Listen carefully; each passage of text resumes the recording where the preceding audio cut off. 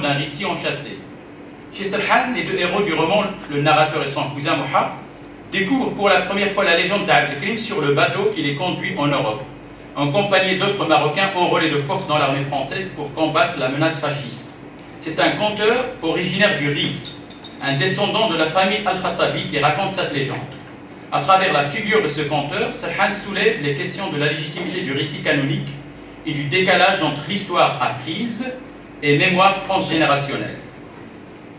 Alors là, je cite le roman. « Je ne m'amuse pas », ce sont les propos du conteur, un descendant de la famille Al-Khattabi. « Je ne m'amuse pas avec vous », dit le conteur. « C'est l'histoire du pays que je vous raconte, l'histoire réelle, celle que l'histoire officielle occulte de manière délibérée. Écoutez, car c'est sûrement une occasion unique qui se présente à vous de comprendre ce qui se passe et ne se dit pas. » Ou encore, un autre passage, « Nos aînés nous ont appris tout ce que nous devions savoir sur notre histoire, et c'est ainsi que nous savons.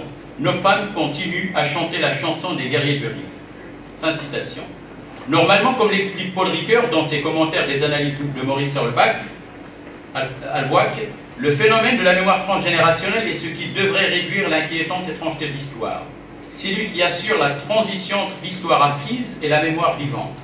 Adossé au récit des ancêtres, le lien de filiation vient se greffer sur l'immense arbre généalogique, dont les racines se perdent dans le sol de l'histoire, et lorsqu'à son tour le récit des ancêtres retombe dans le silence, l'anonymat du lien générationnel l'emporte sur la dimension charnelle du lien de filiation.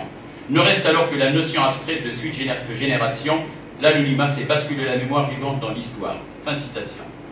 Chez Serhan, il y a un clivage entre mémoire et passé historique. Le récit canonique de l'État vient s'interposer entre les deux. Chez Laagoui, c'est un professeur universitaire d'histoire, Mansour Abarou, qui occasionne l'embrayage de la fiction sur l'histoire. Celui-ci entre en jeu quand les deux Français lui demandent de les aider à déloger la vieille dame du Riad. Après plusieurs rencontres nocturnes avec celle-ci, il remet au couple français un manuscrit racontant l'histoire d'un certain Taïb que le professeur prétend avoir reconstitué à partir de ce que lui aurait raconté la dame du Riad. À vrai dire, toute la deuxième partie du roman de Laagoui est réservée à ce manuscrit que le lecteur découvre au fur et à mesure que le lisent les deux Français. C'est une sorte de roman historique où le destin d'un homme, Taïb, se trouve mêlé à la grande histoire du pays. Contrairement au récit du conteur chez Serhan, qui ressemble plus à une légende, le récit du professeur ressemble à une monographie d'histoire rédigée sur un ton sérieux qui contraste d'ailleurs avec la légèreté de la première partie du roman. Il apporte plusieurs précisions sur les événements historiques. Cependant, comme Serhan, Laagoui soulève aussi dans ce roman la question de la mémoire, en prétendant avoir élaboré son récit historique à partir de ce que lui aurait raconté la vieille dame du Riad. Mansour Abarou incarne parfaitement la figure de l'historien professionnel qui se veut à l'écoute des murmures de la mémoire vivante.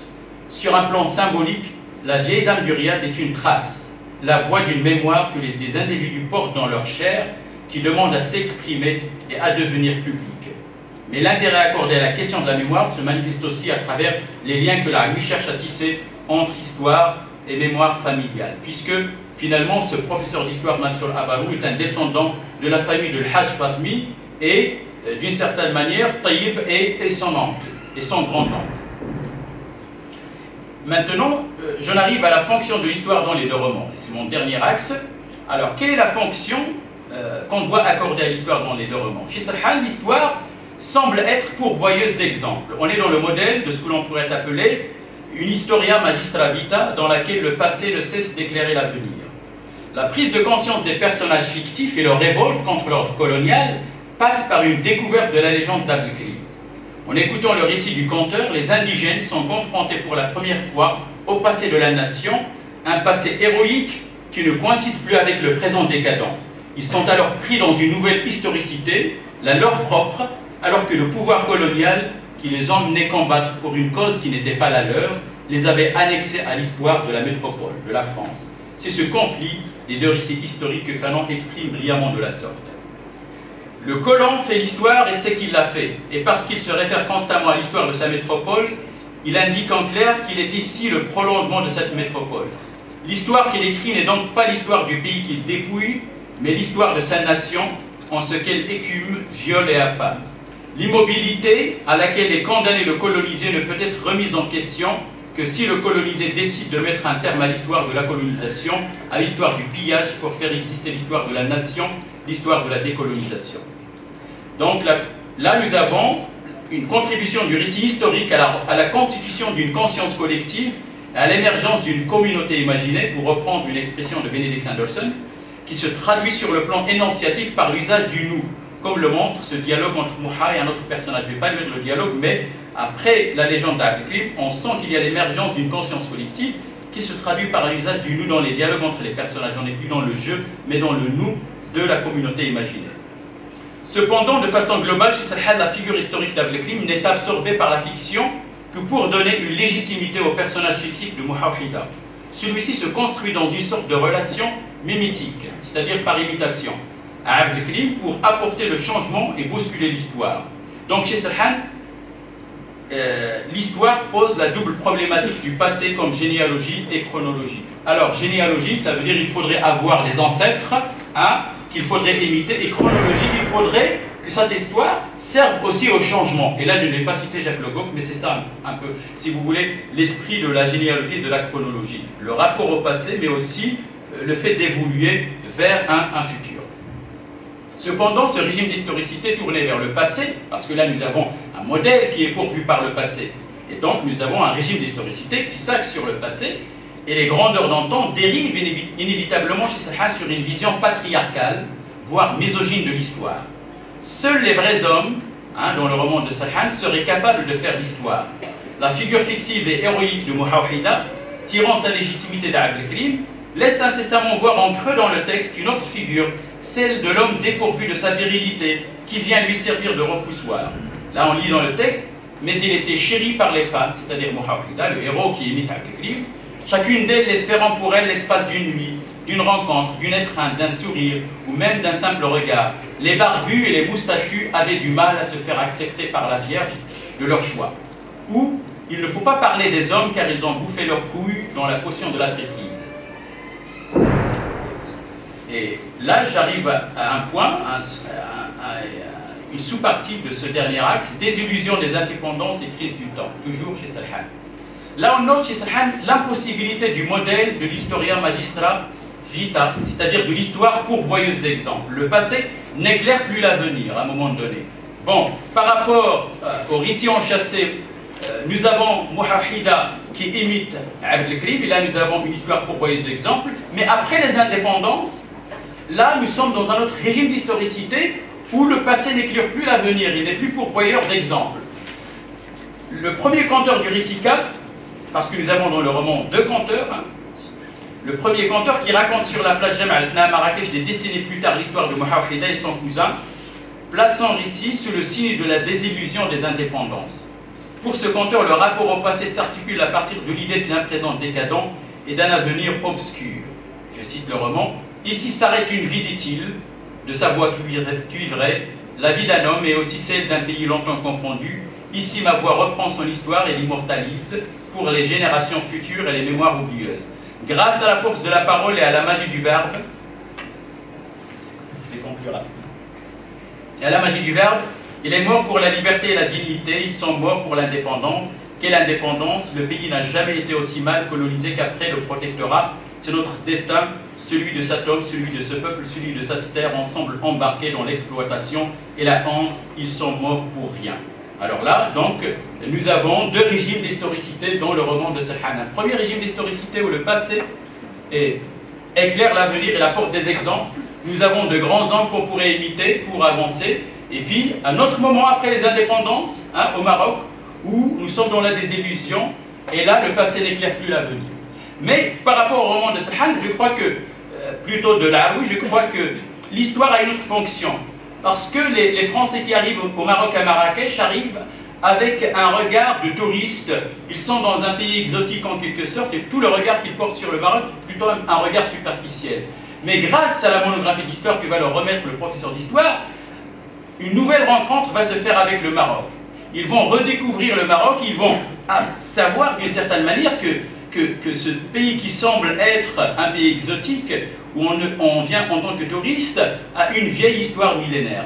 Donc, nous sommes dans la dissémination du malentendu ici. Le malentendu se dissipe, et en même temps, Cécile, qui était une sorte de romancière en herbe, qui écrivait un roman dont le genre exotique sur la ville de Marrakech, après avoir lu la monographie d'histoire du professeur d'histoire Mansour Abarou, va abandonner son roman exotique, il va essayer de continuer la monographie d'histoire. Il va accumuler un certain nombre d'informations sur le Maroc, sur l'histoire du Maroc. Donc là, l'histoire permet plutôt une nouvelle rencontre entre la France et le Maroc, et c'est l'histoire partagée entre ces deux pays qui permet cette rencontre-là, et merci. Merci Anouar pour cette communication riche et aussi bien en concept qu'en analyse. Alors j'ouvre tout de suite une première liste pour le débat, si vous avez des questions, des commentaires ou des réactions. Donc je vais ouvrir une première liste. Qui souhaiterait intervenir? Inscrit.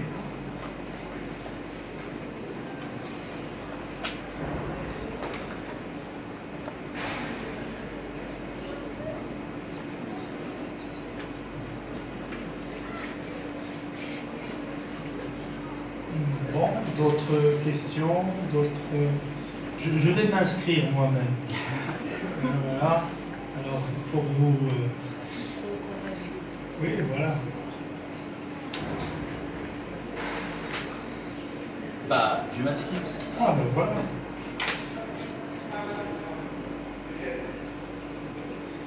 On se pose des questions. On commence par la question de Philippe et puis on verra. Alors, à propos de l'hérédité, s'il vous plaît, le micro-baladeur. Sinon tu parles.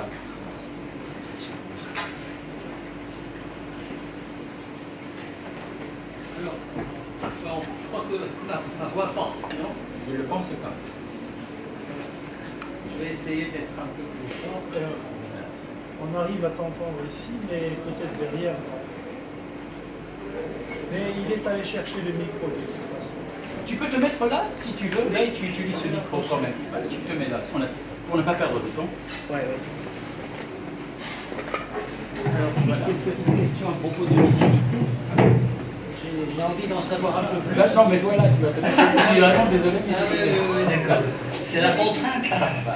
Donc, à propos de l'hérédité, j'ai envie d'en savoir un peu plus, parce qu'effectivement, c'est quelque chose qui nous interpelle en ce moment.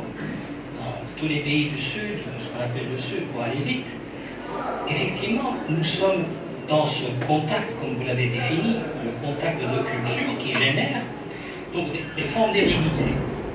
Mais est-ce que cela signifie pour autant que les pouvoirs qui sont déjà là, les pouvoirs du Nord, encore une fois pour aller vite, est-ce qu'ils sont détrônés? Parce que cette idée de mettre à plat et de rappeler à chaque fois ce qui semble être une évidence, c'est-à-dire que nous sommes en contact avec tellement de cultures aujourd'hui, qu'on le veuille ou non, est-ce que ce n'est pas enfoncer quelque part des portes ouvertes que de dire que nous sommes dans des formes d'hybridité et que nous sommes harcelés par des formes absolument hétérogènes, etc. Parce que quand on ne va pas jusqu'à dire absolument que ces formes-là, les formes hybrides, conscientes d'elles-mêmes, munies d'armes, de combat et de résistance, arrivent absolument à réussir à détrôner certains pouvoirs et d'une manière très concrète. Sinon, on va ressasser, je crois, des choses du déjà dit, en fait, du déjà vécu, qui est là, etc. Ça, c'est une interrogation. C'est pas un reproche, c'est juste une interrogation. À propos, je commencerai par la fin. Ouyachi, est-ce que ce n'est pas un peu paradoxal de voir Raoui confier cette mission en fait à un professeur d'histoire et de lui confier justement ce pouvoir de mettre en contact deux cultures qui ne semblent pas, qui ne semblaient pas, selon le roman, s'entendre et communiquer. Donc, jusqu'à l'arrivée de l'historien, les choses allaient très mal. Et maintenant, grâce à l'histoire écrite, officielle, les choses semblent aller mieux. Est-ce que ce n'est pas un peu paradoxal de la part d'un écrivain, absolument, qui fait l'éloge de l'imaginaire et de la liberté d'interprétation? Et puis, il y a une question que je voulais en fait poser au départ. C'est la notion de passé. Est-ce qu'il ne faut pas la rattacher aussi à l'idée que ça ne cesse de passer, le passé finalement? Parce que, aussi bien Sarhan que l'autre en conseiller, oui, par moment, on se dit finalement que pour les deux, qu'il s'agisse de reconstitution ou de reconstruction, c'est l'exemplarité qui compte, en fait, c'est l'antériorité. Donc c'est ça, c'est pour ça que je pose le problème du passé qui n'est pas passé, en fait. Est-ce que Al-Khattabi, est-ce que c'est du passé? Ou est-ce que ce n'est pas finalement un dossier qui est toujours ouvert? Parce que les rapports avec les Espagnols, etc., pour déjà Jamal Ayash avait soulevé la question comme quoi ce n'est pas un exemple confiné dans un musée imaginaire auquel il faut se remporter comme modèle. Il n'est pas passé ce dossier en fait. Merci. Alors, je repose ma question. Est-ce que quelqu'un veut poser une question? Déjà, donc je prenne la parole. Est-ce que quelqu'un veut poser une question ou un commentaire? Non? Bon. Alors, en fait, je voulais faire une question-commentaire. Parce que ce que tu as fait à moi m'a beaucoup interpellé, m'a beaucoup intéressé par rapport d'abord au découpage des deux phases. Tu te rappelles bien de cette partie. Et tu as parlé de la première phase qu'on peut appeler décolonisation, puis une deuxième phase qui commencerait à la fin des années 90. J'ai sauté les années 80. Oui, voilà. Il y a, on va dire, un trou qui L'histoire disparaît. Voilà. Il y a la société. Ou l'histoire, alors je ne sais pas, c'est ça ma question. Il y a la misère de la société avec Sarhan. C'est ça la question. Parce qu'en fait, il y a toute une phase de... Moi, que je mettrais entre les deux, une phase de désillusion. Et cette phase de désillusion, elle a été largement narrativisée, pas seulement dans les littératures maghrébines, mais aussi subsahariennes, beaucoup. Il y a cette phase. Alors, qu'est-ce que tu en penses? Est-ce que... Pourquoi, en fait, ce découpage? Parce que moi, je vois entre les deux une autre narration historique intéressante par rapport à la question du régime d'historicité, justement. Ça, c'est le premier point. Le deuxième point, c'est sur l'Historia Magistra Vitae, que tu as évoqué, et j'ai trouvé vraiment cette allusion très intéressante, mais tu en as parlé, si j'ai bien compris, par rapport à Mouhawhid Das. C'est ça. Hida. Non, je crois qu'il y a... J'ai lu ce texte quand il est sorti, en 2002, et je crois qu'il n'y avait pas de S à la fin de ce personnage-là. Non, il n'y avait pas. Donc j'ai oublié. Mais en tout cas, mais est-ce que tu ne penses pas que l'Historia Magistra Vitae, elle provient de personnages qui sont illustres, important, en tout cas par l'exemplarité de la vie qu'il nous propose. Et qu'est-ce qu'il y a justement d'exemplaire chez ce personnage? Parce que ça, on voit des récits de ce genre-là. J'ai dit que, en fait, le modèle à imiter pour Mohamed, voilà. C'est Zikri al-Khattabi. Voilà, Zikri al-Khattabi. Alors, justement... On est limité, c'est le personnage illustre présenté. Tout à fait. Ah, c'est ce que j'ai dit. Oui, non, mais tu as bien fait de préciser cet aspect-là. Et même Zikri al-Khattabi, est-ce que tu penses, ça c'est une question, qui s'inscrit dans cette figure de l'Historia Magistra Vitae, qui est une figure toujours d'exemplarité presque qui atteint un aspect universel. Parce que dans l'Antiquité grecque, il y avait ces personnages-là. Et donc, je ne sais, je voulais comprendre un petit peu, parce que c'est très intéressant parce que là, tu touches à quelque chose qui est en lien aussi avec la question de la subalternité. S'il y a des personnages qui s'inscrivent dans cette espèce d'exemplum, dans cette espèce de régime d'historicité qui est exemplaire, c'est qu'il y a quand même des processus de sortie de la subalternité de ces personnages-là. Parce qu'on ne peut pas être un personnage subalterne et s'inscrire dans ce type d'historicité. Parce que si tu arrives à prouver textuellement qu'il s'agit réellement de ce régime d'historicité, eh bien ça va bouleverser aussi certaines conceptions qu'on se fait des personnages subalternes dans la littérature maghrébine. C'est pour ça que j'étais très interpellé par cet aspect-là. Il y a... Bah toi, c'est toi qui vas parler. Je réponds. Le modèle le modèle de l'histoire pourvoyeuse d'exemples, ça veut dire ce régime d'historicité où le passé fournit des exemples, des modèles à imiter et ne cesse d'éclairer l'avenir. Je l'ai analysé dans les temps noirs de Subhan dans la mesure où la mémoire de la guerre du Rif qui va être évoquée sur le bateau par l'un des descendants de la famille Al-Khattabi fournit à Mouhawhida qui est dans une situation qui est à terre en quelque sorte, parce que là il est enrôlé de force par l'armée française et la nation est à terre en quelque sorte. Et tous ces Marocains qui sont sur le bateau n'ont aucun modèle à imiter. Ils pensent qu'il n'y a aucun héros national qui pourrait leur servir d'exemple. Parce que l'histoire qu'on leur a appris d'une certaine manière, et c'est ça aussi l'objectif de Subhan, et de dire que c'est une histoire officielle, canonique, mensongère, qui refoule toute une partie de la mémoire marocaine. Et ce descendant de la famille Al-Khattabi vient évoquer cette mémoire, en quelque sorte, avec sa part de fabulation, et à partir de ce moment-là, Mouhawhida va naître une certaine prise de conscience chez Mouhawhida, il va se révolter. Bon, en tant que subalterne, alors, si nous estimons qu'à la fin du récit, puisque Mouhawhida va mourir, il va sortir donc, de son statut de subalterne, puisqu'un subalterne aussi est quelqu'un qui accepte la domination.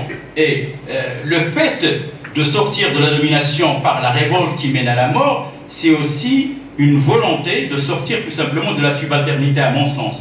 En tout cas, c'est de la façon que je vois les choses dans le roman. L'histoire pourvoyeuse d'exemples, dans un premier temps, lorsque Abdelkrim Khattabi sert de modèle à Mouhawhida, et Mouhawhida va se révolter contre la colonisation. Dans un deuxième temps, parce qu'il y a un autre conteur sur la plage Jamal Fna qui, des décennies plus tard, va raconter toute cette histoire-là, l'histoire de Mouhawhida avec son cousin. Et alors là, nous sommes, me semble-t-il, dans un autre régime d'historicité, puisqu'il va dire on est dans la désillusion des indépendances. Ces gens sont morts pour rien et le passé finalement ne peut plus nous servir, nous fournir des modèles pour que l'on puisse avancer. Alors là, c'est à ce moment-là que j'ai décelé un deuxième régime d'historicité dans le texte. Je ne sais pas si je t'ai convaincu ou pas. Oui, mais est-ce que François Hartog ne parle pas d'un régime d'historicité héroïque, oui, quand il parle aussi de l'Odyssée, il parle d'Ulysse. Voilà. Aussi. Alors justement, c'était ça le sens de ma question. Est-ce qu'il ne s'agit pas tout simplement d'un régime héroïque d'historicité?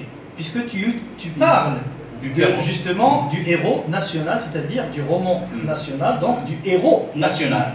Peut-être, probablement, je ne sais pas. Mais pourquoi ne pas parler aussi de l'exemple à imiter, puisque toute la construction narrative du personnage dans la fiction se fait, parce que même quand on dit où est-ce qu'on va trouver les armes, le personnage répond, le personnage de la fiction, on va chercher les armes là où Abdelkrim les a cherchées, il les a cherchées les ailes espagnoles.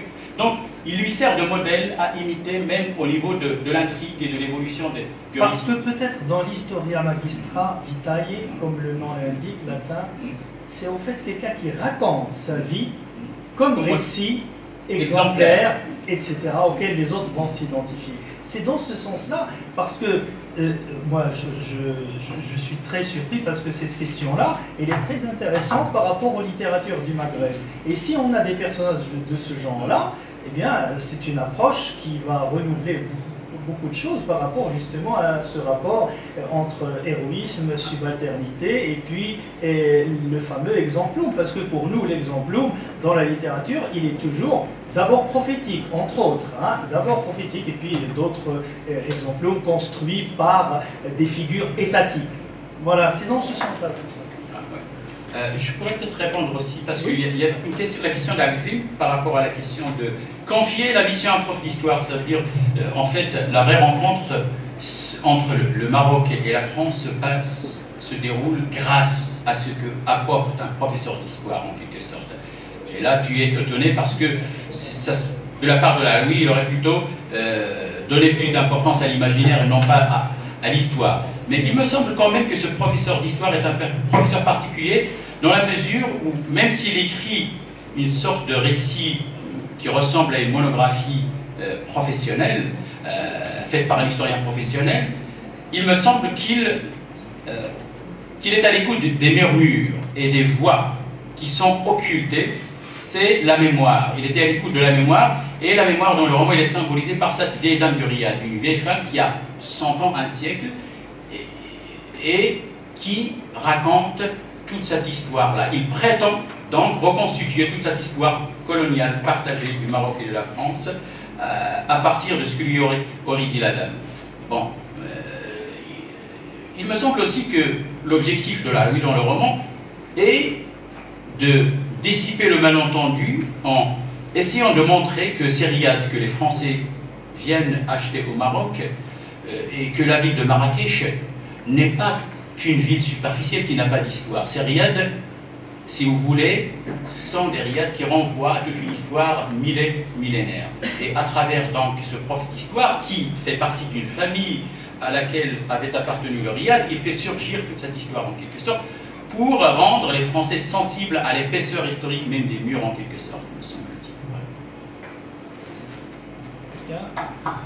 Tu prends la parole pour répondre peut-être aussi aux questions. Alors, je vous remercie pour votre question, surtout pour l'emploi de l'expression enfoncer des portes ouvertes, parce que justement, le constat qu'on a fait juste par commodité démonstrative, ça donne l'impression qu'il s'agit d'un alignement d'évidence.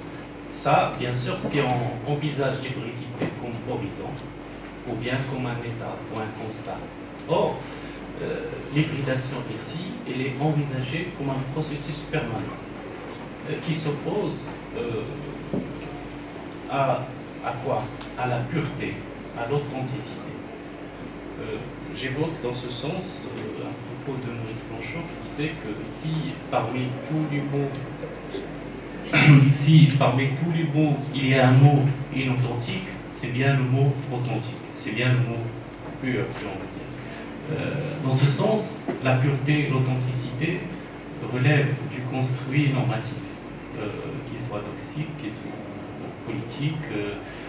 Du coup, la conscience de politique dans l'espace public de l'hybridation et que tous les discours sont habités, sont impurs, ça montre les limites d'un discours qui est en train d'évoluer, de voir le jour, à savoir des logiques identitaires soustractives qui excluent toute étrangeté, toute impureté, essaie de la mettre en écart. Dès lors, l'hybridation ici analysée comme, on va dire, processus permanent dans l'écrit, ça met en exergue justement cette culture qui ne se conçoit pas comme un cadavre, mais qui évolue, et une identité qui évolue en permanence en incorporant des éléments qui se substituent tout le temps pour reprendre l'expression de M. Frédéric. Alors, peut-être que tu as quelque chose à rajouter par rapport à cette discussion. Est-ce qu'il a évoqué un peu le fond de la Je voulais juste par rapport au fond de la jarre, cette comparaison que tu avais faite entre le fond de la jarre et la boîte à merveille en fait, parce que moi aussi quand j'ai lu ce roman, je me suis dit mais là c'est la Alaoui, plutôt la vie, il avait descendu d'une certaine manière Sfrioui, en parlant de roman ethnographique, mais il nous ressort sur un roman ethnographique. Finalement, il est rattrapé par la nostalgie, sauf que rusé comme il est un peu, il dit je ne ferai pas de roman ethnographique, je ne vais pas parler de la circoncision, je ne vais pas parler de ceci, de cela. Mais au fond, c'est presque la même chose à mon sens. Justement, il est rattrapé par le reportage. Autrement dit, cette question de l'identité, c'est le récit c'est-à-dire se déroule à la première personne dans la voix de merveille, c'est-à-dire ce qui permet de mettre en liaison, c'est-à-dire l'auteur et le personnage qui est une figure voilà, qui le représente. Voilà, dans le fond de la jarre, il y a la troisième personne, il nous donne l'impression que c'est quelqu'un d'autre, mais en fait, au fil du récit, il y a c'est-à-dire des signes qui sont, c'est-à-dire par-ci par-là, qui permettent de dire que, en fait, il ne parle ou plutôt il ne parle de ce personnage à la troisième personne que pour se l'approprier par la suite. Et en faire cette identité, d'ailleurs, le roman se termine par le récit à la première personne, le mot l'habit apparaît à la fin du roman, et du coup, voilà, il est rattrapé par, c'est-à-dire par cette écriture ethnographique, comme a dit notre collègue Anouar. Il y a également la présence de plusieurs voix quand même. C'est vrai que votre travail a mis l'accent sur le jeu, enfin sur le personnage de Namous. Mais je trouve quand même qu'il y a une partie qui est très intéressante dans le roman, c'est les différentes voix. Ah, et là, c'est les différentes voix qui renvoient, si vous voulez, le discours de subalterne. Enfin, moi, j'aurais souhaité qu'il y ait un éclairage plus intéressant sur ces différents personnages-là. Qui sont intéressants. Oui, c'est-à-dire, on peut dire que le front de la jarre est un système sémiologique, en fait. C'est-à-dire, il y a un certain nombre de signes, voilà, qui se complètent, qui se renvoient l'écho. Le signe principal, c'est Namous, mais autour duquel il y a d'autres éléments qui viennent se greffer pour compléter cette image que l'auteur veut reconstituer, voilà, pour être présent dans le texte. Et du coup, dans le mot, plutôt dans le sobriquet Namous, il y a ce rapport de dépendance par rapport à l'auteur. Il le dit d'une manière légère. C'est une manière de dire que c'est quelqu'un, voilà, qui appartient à ma sphère, elle est là, et j'en fais le signe par lequel j'existe dans le roman. Mais c'est aussi une manière d'accorder, si vous voulez, plutôt de donner la parole à ces marginalisés. Parce que quand même, le roman est polyphonique. Hein. Ouais. Il y a plusieurs voix. Oui, c'est sûr. Oui. C'est vrai que le personnage de Namous doit montrer la parce qu'il y a la quête d'un sens, hein, à travers ses déambulations dans la Médina et dans la ville de Fès, il se recherche une quête de sens, mais aussi cette quête de sens, je trouve qu'elle se complète aussi par les différentes voix qui l'entourent. Oui, moi finalement, j'avais prévu, d'ailleurs, j'ai pas voulu l'intégrer parce que je me suis dit peut-être que voilà, je dois déborder sur, c'est-à-dire le temps qui m'est imparti, c'est-à-dire une partie sur Fès la militante. C'est-à-dire pourquoi il parle de Fès la militante, c'est justement pour dire, c'est-à-dire pour se confirmer en tant que, c'est-à-dire pour ancrer d'abord Namous dans ce contexte, et en faire cette image, voilà, dont il serait le prolongement. C'est-à-dire, il vient de Fès, la militante, il deviendra l'auteur militant, le poète militant. C'est-à-dire, en fait, il ramène tout à lui. C'est-à-dire, s'il fait si vous voulez, l'inventaire des voix marginales, c'est en fait pour les ramener c'est-à-dire à cette figure centrale qu'est l'auteur. Bon, je pense qu'il est temps de clôturer ces 2 journées d'études. Merci aux intervenants, une fois encore. Merci à vous également pour votre présence et patience. Je donnerai la parole à Anouar pour conclure un peu ces 2 journées-là. Et Vas-y, tu conclures. Bon. Tu es sur. On t'a pas entendu. Mais hein. vous m'avez entendu, là j'ai fait je voulais boire, j'avais pas d'eau, donc là j'ai fait. Oui, c'est vrai. Vas-y, parle. Donc ça, on va l'enregistrer et puis on va faire une revendication à Monsieur le doyen. Parce qu'il n'y a pas suffisamment de coupures. Et donc il en entendra parler. Oui, bah, c'est enregistré, c'est filmé là. Bien. Pas sur YouTube. Bon alors, en fait, j'ai dit, je t'ai demandé de conclure, mais Flaubert disait que la bêtise, ça serait de conclure, justement. Donc on ne va pas vraiment conclure, mais ça va être une fin ouverte. Je pense que ces 2 journées d'études, les échanges qu'on a eus pendant ces 2 journées d'études, nous ont permis un petit peu d'avancer un peu dans le terrain de recherche sur lequel on travaille depuis un certain nombre d'années et avec des publications en cours qui se préparent. Et j'espère aussi qu'on pourra publier les actes de ces 2 journées et ça ne tient qu'à vous, hein, pour envoyer vos papiers. Je tiens à remercier vraiment tous les intervenants, notamment ceux qui sont venus de loin, mais ceux qui sont aussi sur place. Et je tiens à remercier également tout le service administratif qui nous a accompagnés durant ces 2 journées. Et puis, je nous souhaite de nous revoir l'année prochaine, puisque c'est une tradition, ces 2 journées d'études. On ne les fait pas toujours dans le même lieu, mais peut-être que l'année prochaine, on essaiera de les faire dans le même lieu ou peut-être ailleurs. Donc on verra, mais en tout cas, annuellement, on a un rendez-vous de recherche sur ces questions-là, à cheval entre le théorique et le pratique.